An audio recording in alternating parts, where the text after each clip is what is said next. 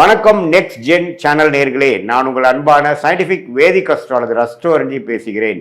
நல்லது நினைப்போம், நல்லதே நடக்கும். இந்த வீடியோவில் நம்ம என்ன பார்க்க போறோம்னா, சிம்ம ராசிக்காரர்களுக்கு மே 2026 எத்தகைய ஒரு பலாபலன்கள் நிறைந்த ஒரு மாதமாக சயின்டிபிக் வேதிக் அஸ்ட்ராலஜி முறையில் எதையுமே மிகைப்படுத்தாமல், பரிகாரங்கள் அது மாதிரி மூட நம்பிக்கைகள் எல்லாம் போகாமல், ஒரு கிரகமும் ஒரு இடத்துல இருக்கும் பொழுது, ராசி அதிபதி ஒரு இடத்துல இருக்கும் பொழுது, மற்ற கிரகங்கள்லாம் ஆண்டு கிரகம் என்று சொல்லப்படுகிற குரு, சனி, ராகு, கேது, மாத கிரகங்கள் எல்லாம் ஒரு இடத்திலும் சஞ்சரிக்கும் பொழுது, பயிற்சி பெறும் பொழுது எத்தகைய ஒரு தாக்கத்தை சிம்மராசிக்காரர்களுக்கு மே 2026 கொடுக்க போகுதுங்கிறது துல்லியமாக பார்க்க போகிறோம்.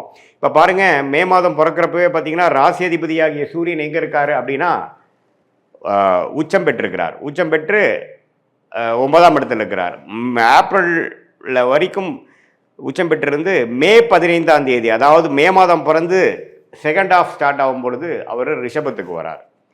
அப்படிங்கிறப்ப நம்ம நல்ல விஷயம், ராசி அதிபதி 10ஆம் இடத்துக்கு போகுது, அருமையான விஷயம். ஸோ மே 15ஆம் தேதிக்கு மேலே நல்ல விஷயங்களை எதிர்பார்க்கக்கூடிய ஒரு அமைப்பு சிம்மராசிக்காரர்களுக்கு இருக்குது. அஸ்தம சனியால் பாதிக்கப்பட்டு கொண்டிருக்கக்கூடிய சிம்மராசிக்காரர்களுக்கு இது ஒரு நல்ல ஒரு மாற்றத்தையும் நல்ல ஒரு சப்போர்ட்டாகவும் இருக்குங்கிறது நீங்கள் புரிஞ்சுக்கணும். அதே சமயத்தில் குரு, சனி, ராகு, கேது எந்த ஒரு பயிற்சியும் மே மாதம் பெறவில்லை. குரு தான் பார்த்திங்கன்னா ஜூன் முதல் வாரம் 12ஆம் இடத்துக்கு 11ஆம் இடத்துலேருந்து வருகிறார். ஸோ குரு 11ல், சனி அஸ்தமத்தில், ராகு 7ல், ராசிக்குள்ள கேது. இப்படி ஒரு அமைப்பு இருக்கிறது சிம்மராசிக்காரர்களுக்கு ஒருவித தாக்கத்தை, ஒரு மாதிரி மன அழுத்தத்தை, சில விஷயங்கள்லாம் நமக்கு பிடித்த மாதிரி நடக்காமல் இழுத்து கொண்டு இருக்கக்கூடிய அஸ்தம சனி தாக்கத்தில் இருக்கக்கூடிய சிம்மராசிக்காரருக்கு குரு 11ஆம் இடத்துலேருந்து சில லாபத்தையும் சில கெட்ட நேரத்துலையும் ஒரு நல்ல விஷயம் நடந்துட்டு இருக்கு சாமிங்கிற மாதிரி போகிற அமைப்பு இருக்குது. அதே சமயத்தில் சூரியன் வந்து மே 15க்கு அப்புறம் 10ஆம் இடத்துக்கு போகுது, மிகவும் நல்ல விஷயமாக இருக்குது. அதே சமயத்தில் சுக்கிரன்னு பாருங்கள், மே 15ஆம் தேதிக்கு மேலே 10ஆம் இடத்துலேருந்து 11ஆம் இடத்துல போய் குருவோட சேர்றாரு, அதுவும் அருமையான விஷயம். அதே சமயத்தில் புதன் 9ஆம் இடத்துலேருந்து மே 15க்கு மரம் செகண்ட் ஆஃப் மே மாதம் 10ஆம் இடத்துக்கு போகுது, சுக்கிரனோட வீட்டுக்கு போகுது, அருமை. செவ்வாயும் பாருங்கள் 8ஆம் இடத்துல சனியோட சேர்ந்து பல பிரச்சனைகள் ஏப்ரல் மாதம் கொடுத்துட்டு இருந்த சிம்மராசிக்காரர்களுக்கு செவ்வாயில் வந்து 8ஆம் இடத்துலேருந்து 9ஆம் இடத்துக்கு மாறுறார். ஸோ அதுவும் எப்போ நடக்குதுன்னா மே 15 செகண்ட் ஆஃபில் தான். ஸோ செகண்ட் ஆஃபுக்கு அப்புறம் ஒரு நல்ல மாற்றத்தை கொடுக்கக்கூடிய ஒரு அமைப்பாக சிம்மராசிக்காரர்களுக்கு இருக்குதுங்கிறது நீங்கள் தெரிஞ்சுக்கணும். ஃபர்ஸ்ட் ஆஃப்லாம் ஒரு மாதிரியாக தான் இருக்கும், ஏன்னா சனி செவ்வாய் சேர்ந்துருக்கிறது நல்லதில்லை.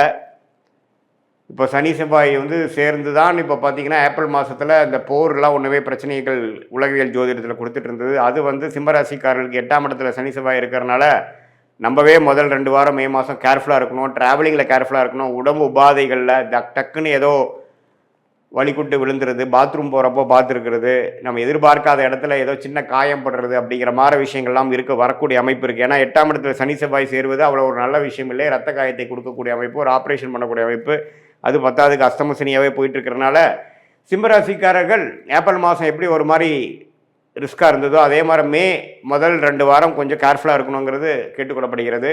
மற்றபடி மே 15க்கு மேலே கடைசி செகண்ட் ஆஃப், கடைசி 3வது 4வது வாரம் பார்த்திங்கன்னா நம்ம நல்ல மாற்றத்தை கொடுக்கக்கூடிய, இதுவரை சில தொந்தரவுகளும் பிரச்சனைகளும் கொடுத்துட்டு இருந்த சிம்மராசிக்காரர்களுக்கு ஒரு நல்ல முன்னேற்றத்தை, தொழில் முன்னேற்றம், வேலை முன்னேற்றம், நம்ம என்ன மாதிரி விஷயத்தில் இருக்கிறோமோ அதில் சில ரெகக்னிஷன், அதில் சில அச்சீவ்மெண்ட்ஸ், நல்ல டிரான்சிஷன் அப்படிங்கிற மாதிரி விஷயங்கள் பெறக்கூடிய ஒரு அற்புதமான ஒரு செகண்ட் ஆஃப் மேவா சிம்மராசிக்காரர்களுக்கு இந்த அஸ்தம சனி நடுவில் நமக்கு ஒரு நல்ல அமைப்பு கிடைக்குது. அது ஜூன் மாதமும் தொடரும்.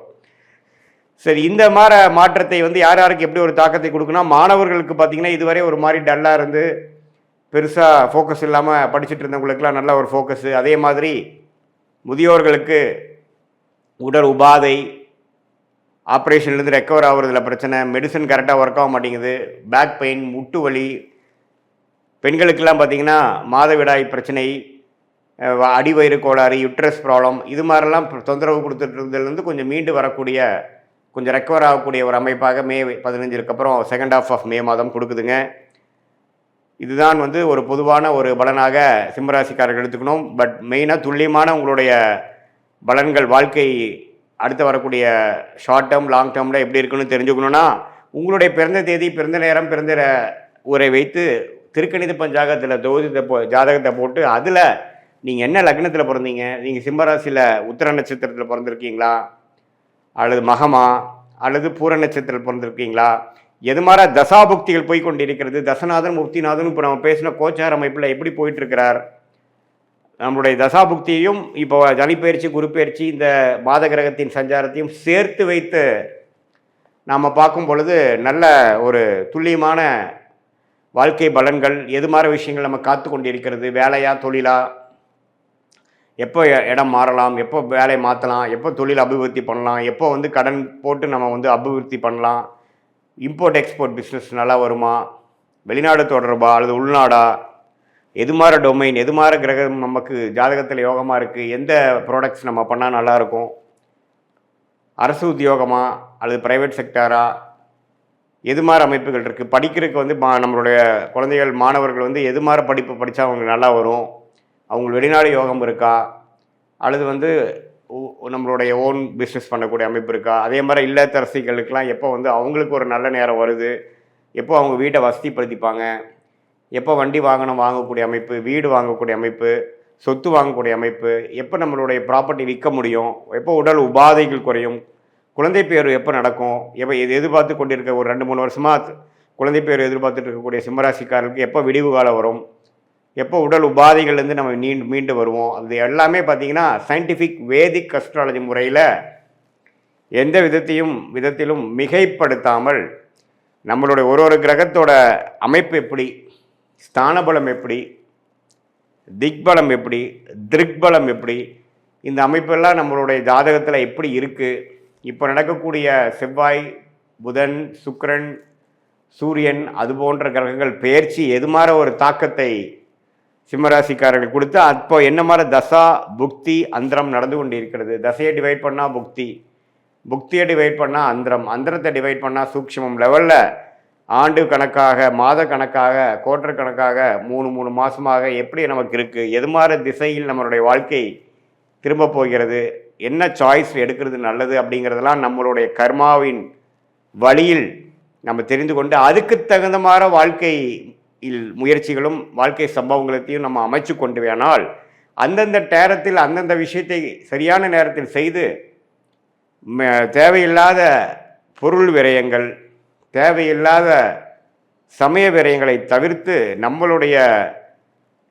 கர்மாவின் அடிப்படையிலான பிராப்தங்களையும் கர்மாவின் அடிப்படையிலான தோஷங்களையும் தெரிந்து கொண்டு அதுக்கு தகுந்த மாதிரி வாழ்க்கையை அமைத்து கொண்டேயானால் தேவையற்ற நம்மளுடைய மன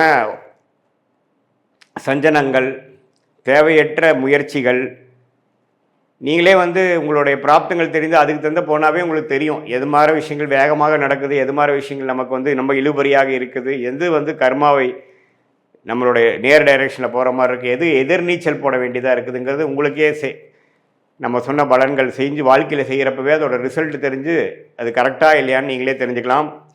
ஸோ சயின்டிஃபிக் வேதிக் அஸ்ட்ராலஜி முறையில் நல்லபடியாக நம்மளுடைய பிராப்தங்களை தெரிந்து அதுக்கு தகுந்த மாதிரி வாழ்க்கையை அமைத்து வாழ்க்கையில் வெற்றி பெற முடியும் என்று சொல்ல விரும்புகிறேன். மீண்டும் மற்றொரு காணொலியில் சந்திப்போம். நன்றி, வணக்கம்.